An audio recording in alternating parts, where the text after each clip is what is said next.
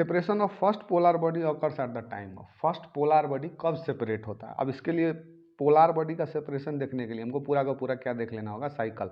और ये साइकिल हम अगर देख लिए ऊजेनेसिस का पूरा प्रोसेस अगर हम देख लें तो कोई भी क्वेश्चन यहाँ से पूछेगा then we can do it.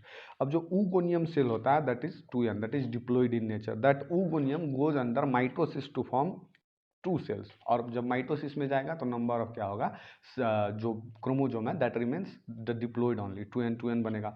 अब ये जो 2n है यहाँ पे ये सब फीटल लाइफ में हो रहा है, ये इतना जितना भी ऊपर हो रहा है अभी ये माइटोसिस ऊगोनियम से, ये सब फीटल लाइफ में हो रहा है।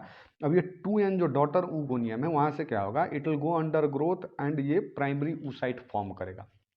So again primary oocyte is again nothing but diploid in nature.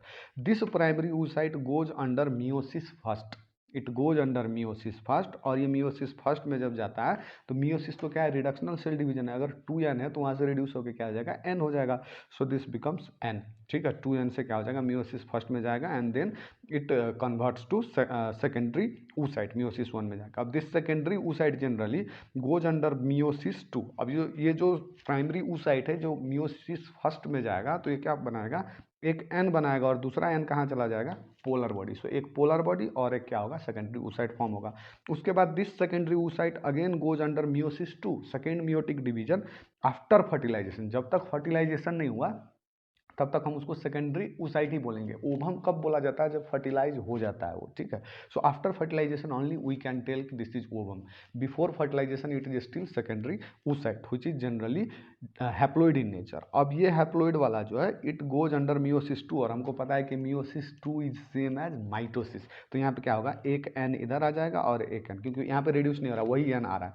So now this is ovum and this is the second polar body. So question हमको जनरली फर्स्ट प्राइमरी oocyte से जो secondary oocyte का होता है generally कब होता है, ovulation के टाइम पे, प्यूबर्टी के टाइम पे होता है। And this ovum is formed after fertilization not before fertilize. Puberty के टाइम पे ओवम नहीं होता, प्यूबर्टी के टाइम पे सेकेंडरी oocyte होता है, ठीक है।